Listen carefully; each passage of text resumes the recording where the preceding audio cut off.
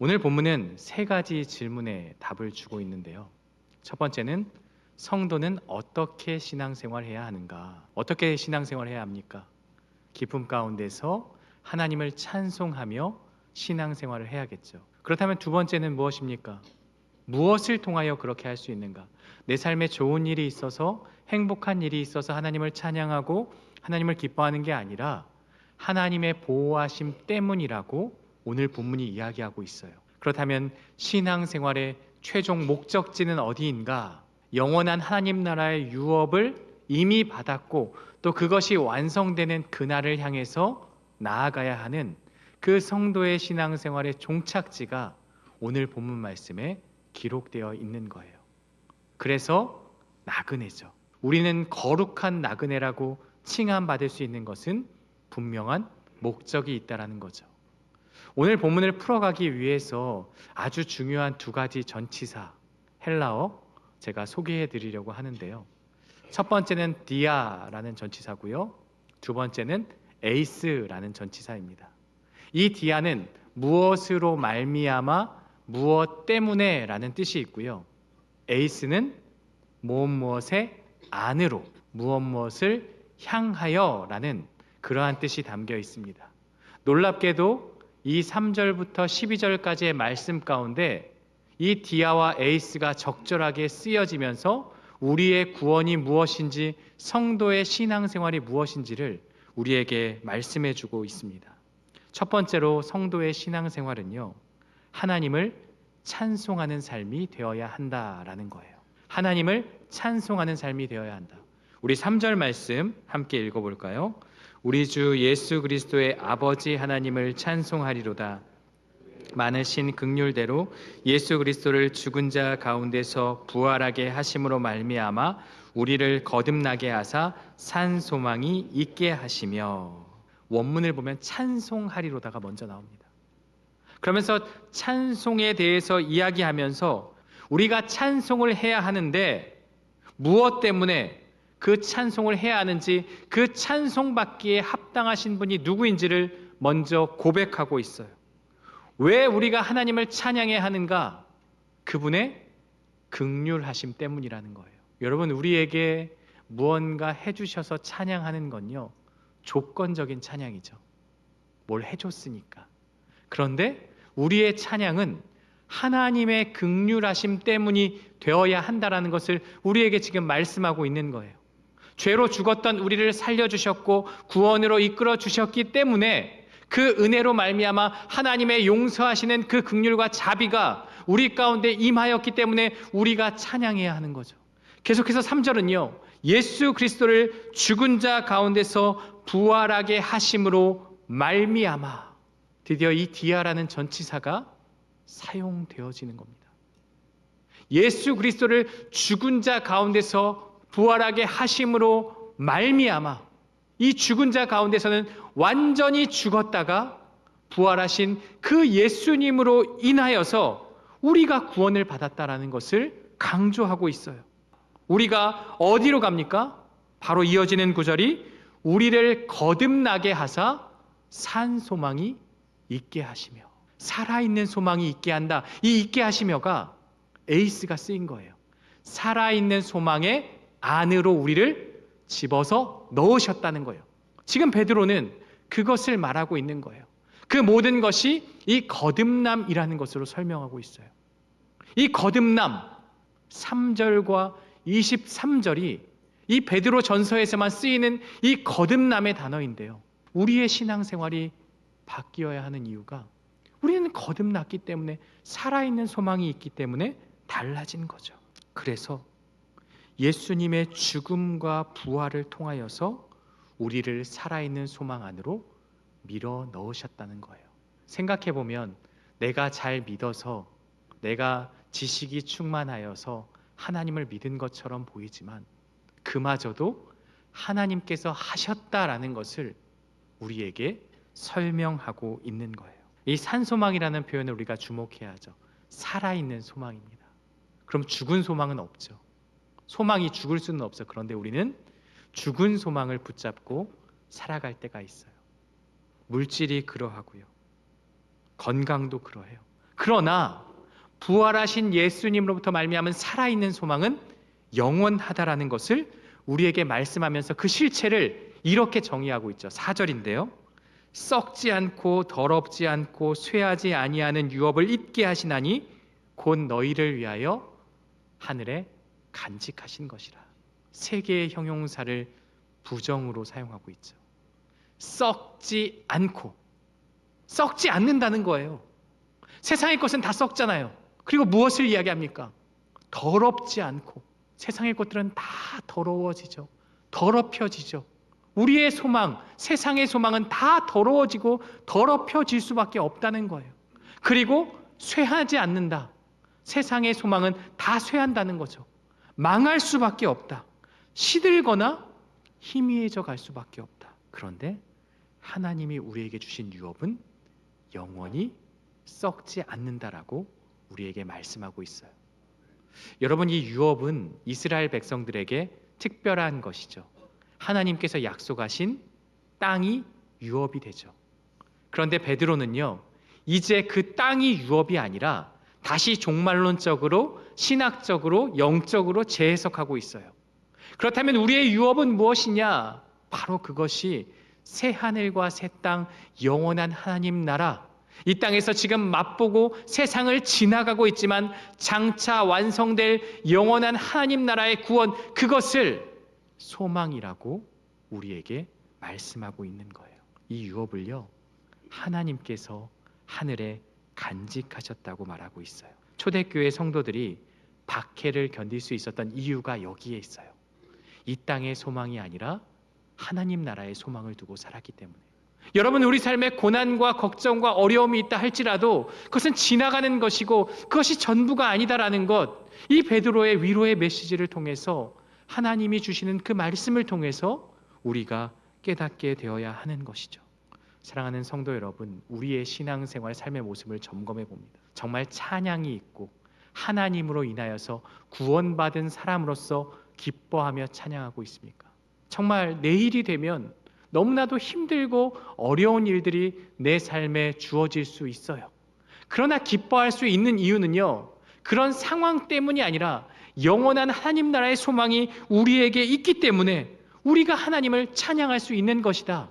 베드로는 지금 그것을 성도의 신앙생활로 흩어진 성도들에게 가르쳐주고 있는 거예요. 두 번째로 성도의 신앙생활의 지표는 하나님의 보호하심 속에서 기뻐하는 삶입니다. 우리 5절을 함께 읽어볼까요? 너희는 말세에 나타내기로 예비하신 구원을 얻기 위하여 하나님의 능력으로 보호하심을 받았느니라. 믿음으로 말미암아. 믿음 때문에, 하나님이 주신 그 믿음으로 말미암아 구원을 얻기 위하여는요, 에이스가 쓰여서 엄밀히 말하면 구원 안으로 들어간다라는 거예요. 믿음으로 말미암아 구원의 안으로 우리가 빨려 들어가게 되는 것이다. 믿음으로 말미암아 우리가 구원 안으로 들어가지만 살면서 고난과 고통이 있을 수 있다. 그러나 하나님의 능력의 보호하심으로 말미암아 우리는 흔들리지 않고 믿음 안에 살아갈 수 있다라고, 그렇게 베드로가 강조하고 있는 거예요. 이 보호하심은요, 군사적인 용어입니다. 나의 요새를 지켜주는 방어막과 같은 그러한 의미가 담겨 있어요. 그런데 이 원문에는요, 이 보호하심이 복수로 쓰여져 있어요. 보호하심들이라고 쓰여져 있어요. 그렇다면 하나님은 한 가지 방법으로 우리를 보호하시는 게 아니라 때를 따라 돕는 은혜로 각자의 상황에 맞게 나의 삶에 역사하여 주시고 보호하여 주신다라는 것을 이 복수로서 우리에게 설명해 주고 있는 것이죠. 이스라엘 백성들을 생각해 보면 그들은 먹을 것이 없어요. 만나를 주세요. 고기가 먹고 싶다고 하니까 하늘에서 메추라기가 막 우두둑 떨어져요. 이런 일이 어떻게 일어날 수 있습니까? 하나님의 은혜죠. 은혜 아니면 설명이 될 수가 없어요. 보호하심들 아니면 이게 설명이 될 수가 없어요. 구름 기둥과 불 기둥으로 인도하여 주시고 반석에서 물이 나게 하시고 전쟁을 치를 때 그들의 군사력으로는 형편없지만 여호와 니시의 능력으로 승리하게 하셨던 것이죠. 더 감사하고 중요한 건 이 보호하심을 받았느니라가 현재 분사 수동태로 쓰였다는 거예요. 이 보호하심이 복수로서 때를 따라 돕는데 과거에도 현재에도 미래에도 우리를 도와주신다라는 거죠. 그런데 이어지는 현실에 대해서 6절이 말하고 있어요. 그러므로 너희가 이제 여러 가지 시험으로 말미암아 잠깐 근심하게 되지 않을 수 없으나 오히려 크게 기뻐하는도다.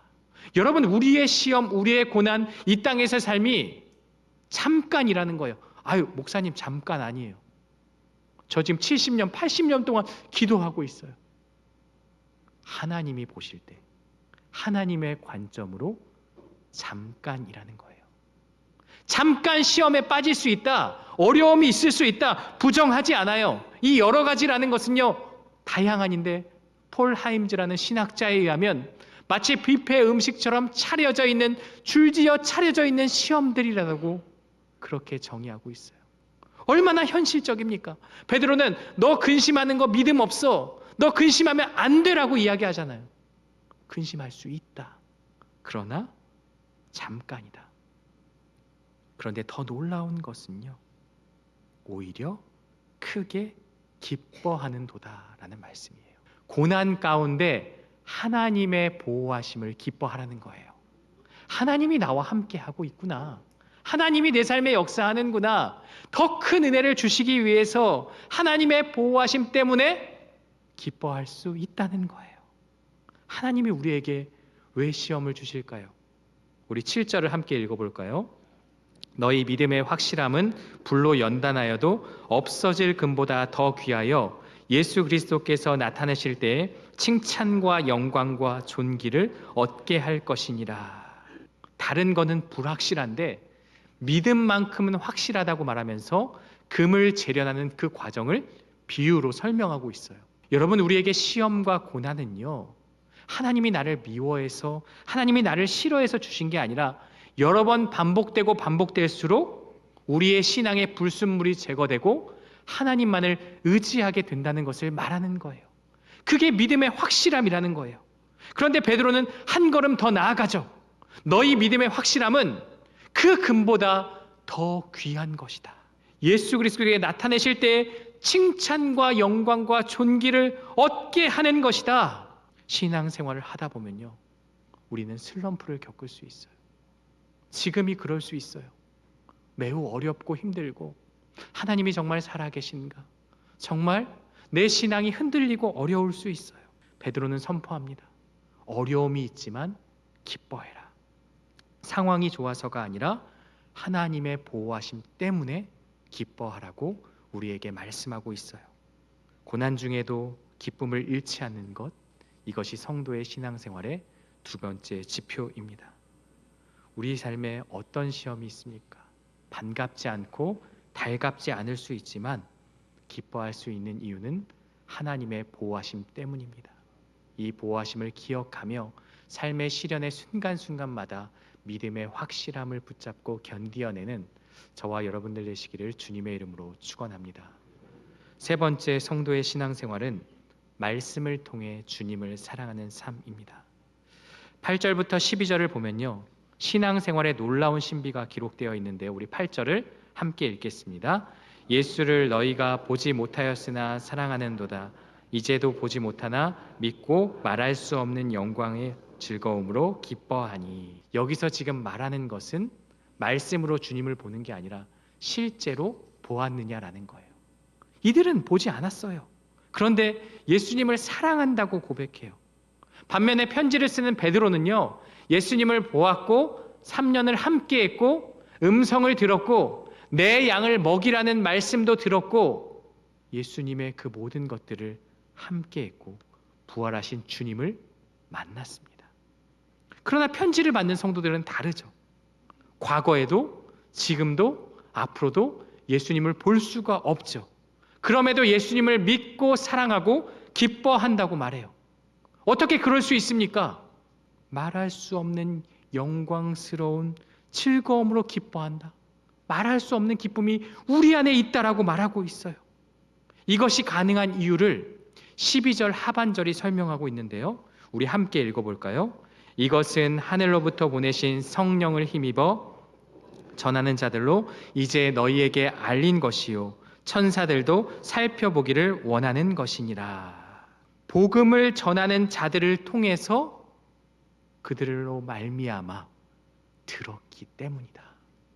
너희가 보지 않았지만 예수님을 기뻐하고 사랑하고 시련을 견디고 찬양하고 할 수 있는 이유는 눈으로 보지 않았지만 전해지는 그 말씀을 통하여 그 말씀으로 말미암아 들었기 때문이다라고 분명히 이야기하고 있는 거예요.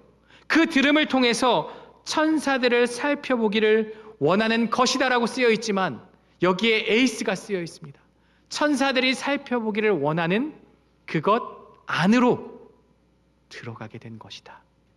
천사들이 살펴보기를 원하는 게 무엇입니까? 복음이죠.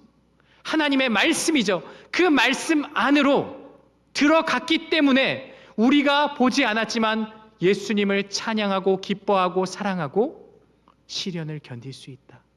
말씀이 기준이 되어서 그걸 할 수 있다는 것을 우리에게 가르쳐주고 있어요. 우리가 읽지 않겠지만 10절과 11절을 보면요, 구약의 선지자들도 구원에 대하여 부지런히 연구하고 살폈다고 기록되어 있어요. 그냥 어느 순간 하나님이 딱 계시를 줘서 그런 것처럼 보이지만 이 선지자들도 하나님께 기도하면서 말씀을 연구하고 살폈다라고, 그것을 우리에게 가르쳐주고 있어요. 그것을 통해서 성령으로 말미암아 깨닫게 되어지고 그것을 증언하게 된 것이다. 너희도 지금 그 전해진 말씀을 통해서 복음 안으로 들어가는 것이다. 이것을 설명하고 있는 거예요. 베드로가 강조하는 바가 무엇입니까? 환상을 쫓거나 직통 계시를 바라지 말라. 너희가 복음을 전하는 자를 통해 말씀을 들었고 그 말씀 안으로 들어갔기 때문에 보지 못하는 예수를 사랑하게 된 것이다. 이것이 기적이고 신앙이다라고 우리에게 말씀하고 있어요. 그런데 많은 사람들이 말씀보다 체험을 강조해요. 어쩌면 말씀보다 어떤 행위적인 것도 막 강조해요. 40일 금식을 몇 번 했는지, 성경을 몇백 독을 했는지, 물론 하나님을 위한 일입니다. 그런데 그것이 자랑이 되어서는 안 되죠. 우리도 예수님의 모습을 본 적도 없고 음성을 직접 들은 적도 없습니다. 그러나 전해진 자들의 기록된 말씀으로 말미암아 예수님을 만나게 되었고 복음 안으로 들어가게 된 것입니다. 여러분, 말씀이 중심이 되어야 한다라는 거죠. 사랑하는 성도 여러분, 본문을 통해서 우리는 신앙생활의 세 가지 본질을 살펴보았습니다. 베드로는 시간의 역순으로 이것을 설명하고 있어요. 8절에서 12절은요, 신앙생활의 출발점과 같습니다. 우리의 신앙생활의 근거가 어디에 있는가? 말씀에 있다는 거죠. 그러면서 중간에 5절에서 7절은 신앙생활의 과정에 대해서 설명하고 있어요. 우리가 신앙생활을 하다 보면 시련이 있을 수 있다. 좌절에 빠질 수 있다. 절망 가운데 놓일 수 있다. 그러나 하나님의 보호하심들이, 때를 따라 돕는 은혜가, 하나님의 보호하심이 과거에도 현재에도 미래에도 임하시는 그 보호하심이 우리와 함께 하고 있기 때문에 너는 끝까지 믿음의 길을 달려가라. 그리고 가장 처음에 신앙생활의 목표를 이야기하고 있어. 썩지 않고 더럽지 않고 쇠하지 아니하는 그 유업, 하나님 나라의 소망이 너희에게 주어졌기 때문에 이 목표와 방향을 가지고 믿음의 길을 걸어갈 것을 우리에게 말씀하고 있습니다. 왜 베드로는 이것을 역순으로 이야기했을까요? 저 나름대로 생각해 봤습니다. 이들이 지금 어떠한 상황 가운데 놓여 있습니까? 힘들고 고난 가운데 있습니다. 그렇다면 가장 먼저 그 신앙의 완성, 구원의 완성, 그 마지막이 무엇인지를 보여주는 거예요. 너희에게 살아있는 소망이 있다. 그것은 썩지 않고 더럽지 않고 쇠하지 않은 하나님 나라의 유업이기 때문에 그것을 붙잡고 현재의 어려움을 겪을 수 있지만 하나님의 보호하심이 너희와 함께하고 있으니 너희 신앙의 출발점을 기억해라. 말씀이 근거가 되어서 우리 주님을 붙잡고 나아갔던 그 삶의 모습이 있기 때문에 끝까지 그것을 기억하고 유업을 향해 달려가라. 이 세 부분을 묶는 것이요, 이 전치사 두 개인데요. 먼저 3절을 보면 디아가 예수님의 부활을 통하여, 그리고 산 소망 안으로, 5절에서는 믿음으로 말미암아, 믿음을 통하여서 구원을 얻기 위하여 구원의 안으로, 그리고 12절에서 복음을 전하는 자들로 복음의 비밀 안으로, 우리는 끊임없이 하나님의 은혜를 통하여서 하나님의 약속의 목표인 영원한 유업을 향해서 나아가야 하는 것이죠. 사랑하는 성도 여러분, 오늘 말씀을 통해서 우리의 모습을 점검해 봅니다. 먼저는 우리가 말씀 가운데 거하며 주님을 더 알아가고 있습니까? 이 질문을 던져볼 수 있어요. 우리가 말씀 가운데 거하며 주님을 더 알아가는 열심이 있는가? 이 말씀을 듣고 오늘 나에게 무엇을 깨닫게 하시는가? 지금 고난 가운데 있는 흩어진 성도들에게 말씀을 강조하고 있어요. 전에 들은 그것을 통하여서 너희가 주님을 보았고 만났고 기쁘게 여기고 사랑하고 있다라고 베드로가 말하고 있어요. 그 근거가 어디에 있습니까? 말씀에 있는 거예요. 체험과 어떤 기적도 우리 삶에 일어나지 않는 건 아니지만 더 분명한 사실은 이미 주어진 말씀이 우리 가운데 거하기 때문에 이 말씀이 오늘 나에게 무엇을 주시고 있는가? 나는 내가 얻은 구원에 대해서 너무나 쉽게 생각하고 있지 않는가? 내 형편과 상황만을 가지고 좌절하고 있지 않는가? 말씀에 근거해보니 나 같은 죄인이 구원받은 것이 가장 큰 은혜요 기쁨이구나. 우리가 이렇게 생각해 볼 수 있는 것이죠. 두 번째는요, 시험 중에도 하나님의 보호하심을 믿고 기뻐하고 있습니까? 시험이 올 수 있고 어려움을 겪을 수 있어요. 그런데 그 순간 우리가 기억해야 할 것은 하나님의 보호하심이라는 거예요. 복수로 쓰였잖아요. 어떠한 방식으로 어떻게 역사하실지 모르지만 하나님의 이 보호하심이 내 삶에 역사하실 것이 분명하기 때문에, 그리고 이 시험을 통하여서 하나님은 나의 믿음을 성장시킬 것이 분명하기 때문에 기쁜 마음으로 그것을 우리가 감당할 수 있는 것입니다. 세상을 속해서 세상 가운데를 지나가지만 영원한 하나님 나라의 유업을 바라보고 있기 때문에 이 땅 가운데서는 거룩한 나그네로 살아야 하는 것이죠. 바로 그것이 시련 가운데 하나님의 보호하심을 믿고 의지하며 살아가는 삶이라는 것이죠. 마지막 세 번째는요, 살아있는 소망을 바라보며 살고 있는가예요. 내가 가진 그 어떤 것도 영원할 수가 없어요. 그렇다면 우리가 무엇에 소망을 두어야 됩니까? 살아있는 소망에 두어야 되죠. 영원한 하나님 나라의 유업, 하나님 나라를 생각하고 구원받음의 기쁨을 느낄 때 우리는 막 기쁨이 넘쳐나야 돼요. 구원받은 그때의 그 감격이 이미 우리는 사라져 있고 너무나도 상투적으로 어쩌면 성찬과 어떤 고난의 시간만 예수님의 십자가를 기억하고 우리는 살아있는 소망에 대해서 바쁘고 먹고 사는 게 힘들어서 거기에 관점을 두지 않을 때가 있는데요. 성도는 살아있는 소망에 관심을 두고 살아가야 한다라는 것이죠. 베드로는 고난받는 성도들에게 이렇게 말하고 있어요. 새로운 것이 필요 없습니다. 이미 여러분들에게 주어진 것입니다. 기초로 돌아가십시오.